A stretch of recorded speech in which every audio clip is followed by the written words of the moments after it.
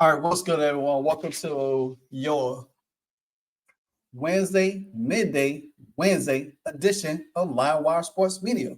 So, let me talk to you for a little bit. I wanted to sit on this information for a little bit longer because I wanted to do more research and look into something. Now, we have talked about the latest CBA deal through a whole stint during the season, the off season right now, and it's pretty much the biggest topic that's in the WNBA right now is the CBA negotiation because we want to know where it's going. Is there going to be a 2026? In my personal opinion, yeah, there will be a 2026. Now, we only got less than 2 weeks away before the deadline on October 31st to get a deal done. If not, most likely it'll be a 90-day extension and sometime around January. But hopefully. But um the latest offer for these players, kind of like I kind of see why now that the owners and the commissioner, all of them don't want to give these players money because the fact of the matter is they don't want to pay the rookies. Now, so I think the rookies started out 78,000 initially over a 4-year time. You know what I'm saying? But I think that averaged out to over 300,000, something like that. But the rookie's supposed to get more now, and it's supposed to be up to 150K. And apparently, the Players Association don't want that because that is taken away from them getting a max deal over a million or over $1 million. But this was the problem in the last CBA deal because they got more money for the vets. They agreed to more money for the vets, and they didn't even negotiate more money for the rookies. So when Caitlin Clark, Angel Reese, and all of them came out of college, guess what? Well, this is even Aaliyah Boston around that time. The rookies didn't get paid anything. So don't you think it's kind of feasible for you to negotiate on the behalf of the rookies to get them paid more money? You know what I'm saying? So where they could be making 150K. I think I added it up. 150K.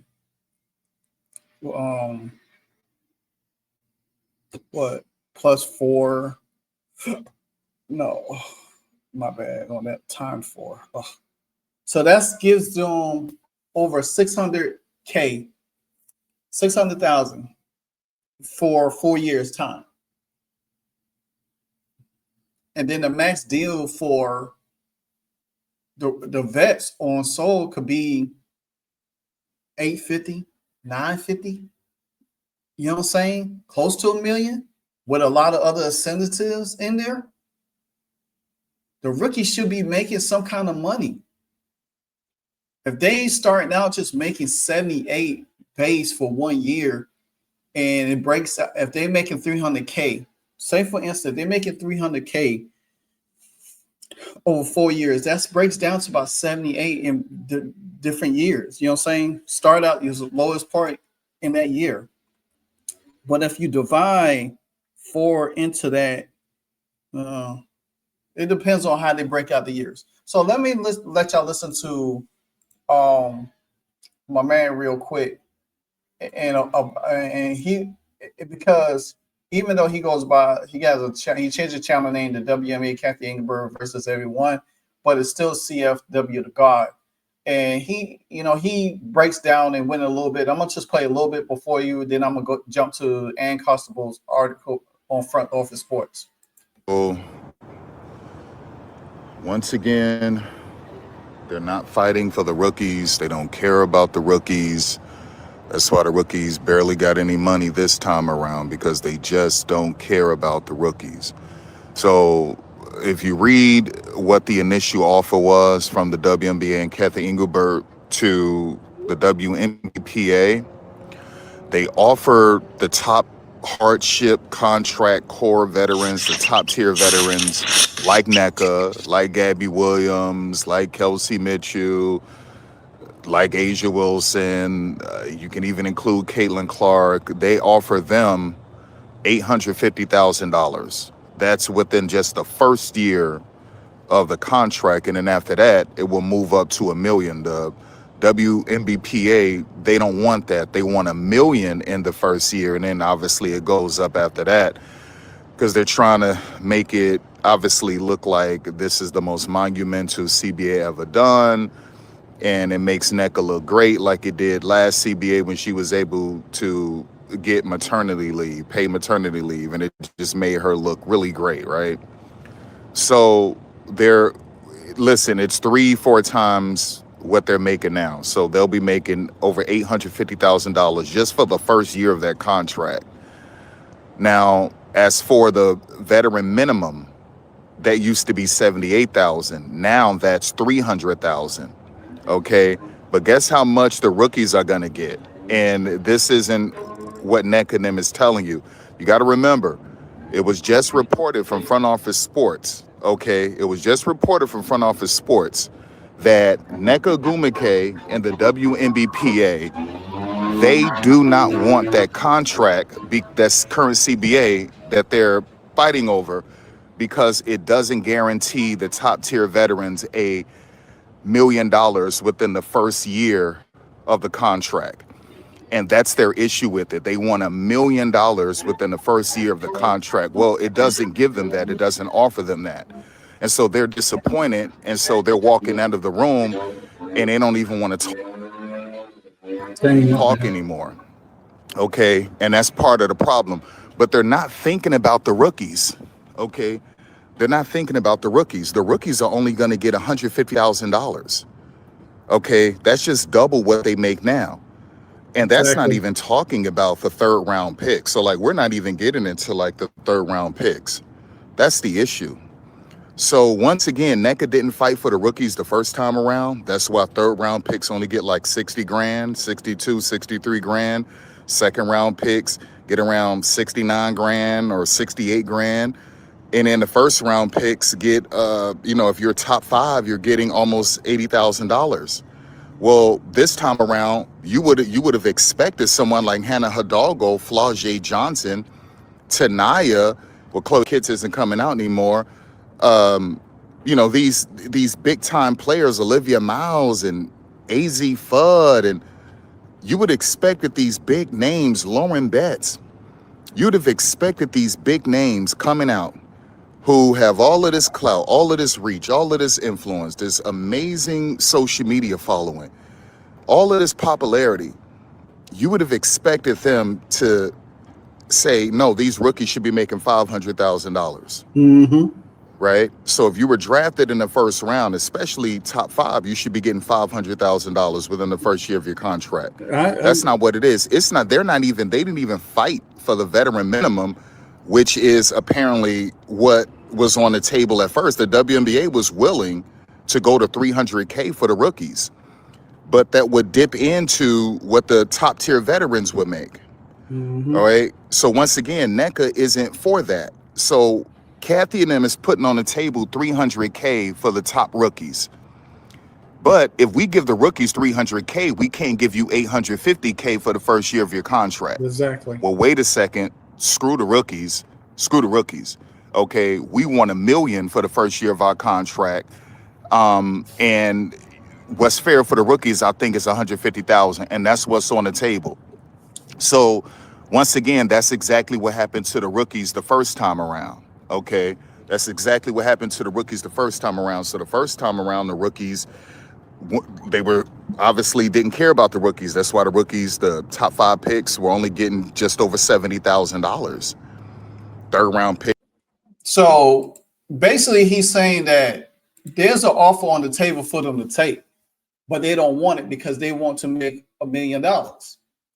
And to me, I think that's pretty selfish. And this is and another thing too. Now, this hypothetically I'm talking. This is why Rival is trying to snatch all these college players, you know what I'm saying, and make it look like the league is not trying to pay them any money. So they feed them, trying to snatch them and sign with our rivals. Say, "Oh, you're gonna make more money here. You're not gonna make this money in there," but they're not really telling them the complete logistics of the whole thing is that they not negotiating on the behalf on the rookies. Because if that was the case, Caitlin Clark, Leah Boston, all of them, Lexi Hall, all of them that came out doing before after that CBA deal in 2019, they could have been making over 400K they first in their first year. But now they're not even making that kind of money. You only getting like 80,000 if you're a top 5, top 4, number 1 pick. So Freedom is like lying to these rookies and trying to get them to sign with an rival to make it look like, oh, let's beef up on rival and make it look like we willing to pay these players when they come out to have them there, and then you could take that little chump change that the league is offering y'all. See, they're trying to be slick with it, but continue to get caught in the whole nuance of the thing. You got to look out for the rookies because they're going to be the ones. And then guess what happens when this CBA deal does get done and leaves later on? These same rookies going to position the league about making more money for them because they didn't make more money when they came into the league. You know what I'm saying? So, I mean, half of these players, older players that's in the league, ain't even worth a damn $1 million. They're not even worth $1 million. So how would I pay a veteran that's been in the league 12 plus years, 14, 17 years, almost $1 million when you basically almost out the league? If I'm looking at it, Caitlin Clark, Sabrina Ionescu, Asia Wilson, they would probably be the only $1 million ones that I would look at, to be honest with you. Everybody else would probably be like 9 and 8. Hell, it might be just 8, 7. I mean, and then your super max. Let's go to this article real quick because this stuff like this irritates me so bad because it just feels like all they want to do is just ladder their pocket and still keep on rival to put more money in their pocket. You know what I'm saying? So here it goes. According to the multiple sources, and this is what he was talking about front office sports. According to multiple sources with direct knowledge of the negotiation, the WNBA latest proposal does not include a supermax salary at or exceeding $1 million in the first year. The league proposal, according to sources, includes a supermax salary close to $850,000, a veteran minimum hovering over $300,000 in the first year of the proposal. The league current supermax now is $249. You know what I'm saying?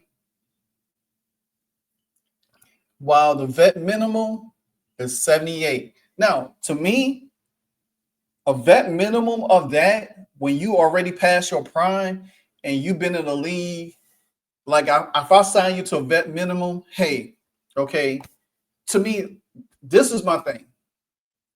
If you bring in somebody from free agency, I'm not suspect to pay them the 200 something. That's what they did for DeWanna Bonner, and that it kind of backfired them. That's why the Fever didn't really have money to move with to get players that they really probably should have had their eye on. Salary cap, the salary cap in 2025 was over $1 million per team, and was scheduled to slightly increase in 2026 if the players had not opted out the CBA. So if the players that opt out the CBA, the team probably could have got close to $2 million. Each team could have probably got close to $2 million, and they could have probably basically paid who they wanted on their team to be that top player. So, but now they trying to get everybody paid, and you can't get everybody paid because the teams still have to have a salary cap. You can't go. There's no professional sport, if I could think of, that don't have a salary cap. You know what I'm saying?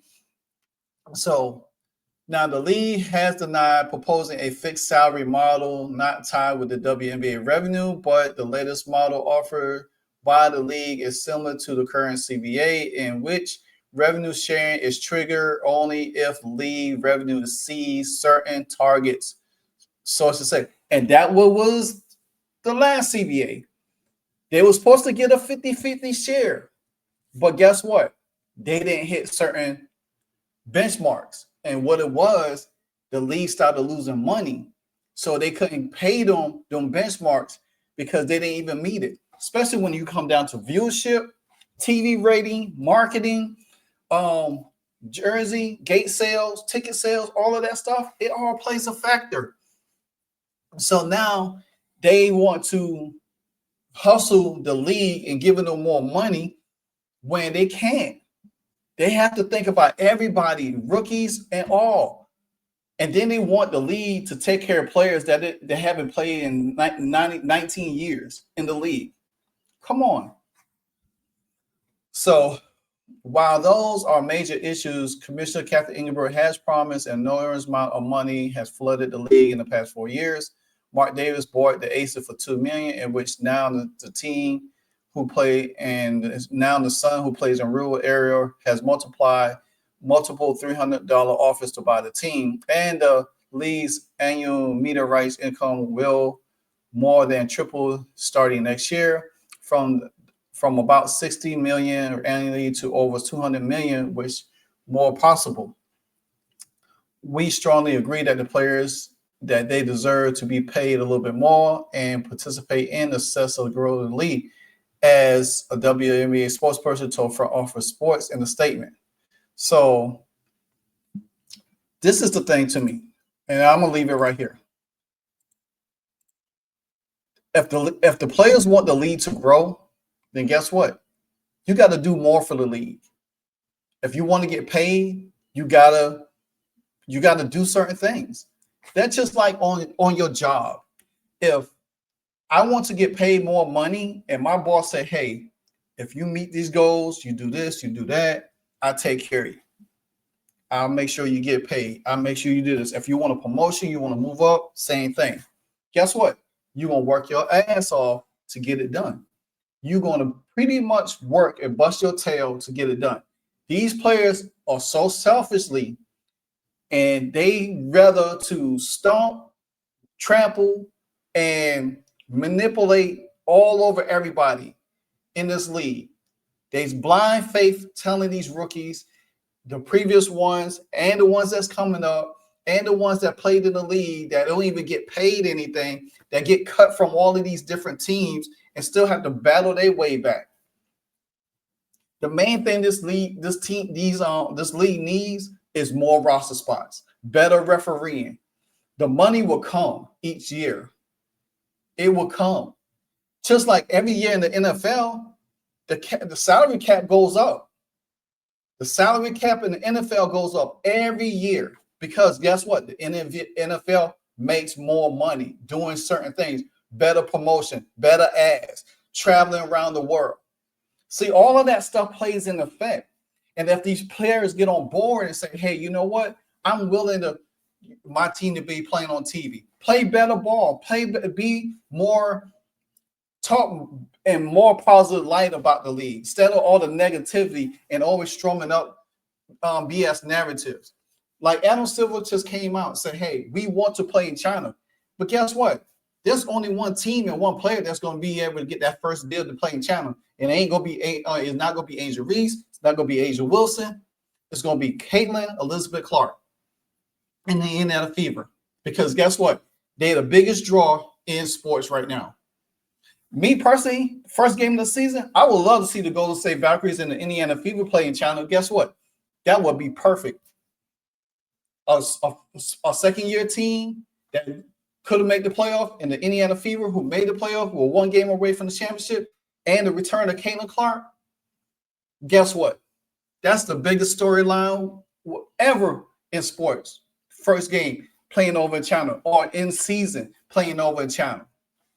I'm just telling you, man. You gotta be able to see the vision to get to the end of the rainbow. point blank. Money is going to be made for the league if these players allow it to and be more open and receptible to the situation instead of being greedy and ready to backdoor everybody just for their own personal sake. It's going, because guess what? At the end of the day, these other players like the Dana Evans, who's done spoke out, say, hey, look, I know what the money looks like. I think Aaliyah Boston said it on her podcast. They know what the money amount is. They want the deal to get done. These players want the deal to get done because they know what the money amount is. It's your representative in the players union is stopping it because they trying to lather their pockets. Like, comment, subscribe. This your boy Live Ride Sports. It's The Wire. You know what I'm saying? Bring news, sports, everything to you. Until the next episode, happy hump day, everyone. Hey, so amazing. You see how they playing? Live Wire. It's all about sports and entertainment. You don't want to miss it. So official, like you never seen. Keep it going till the whistle blowing from the referee. Everything from highlights and stats. You know that we gotta run it back, whether on the field or the court. You know that this is where it's at. Subscribe, no delaying. This is Live Wire. Sports and entertainment.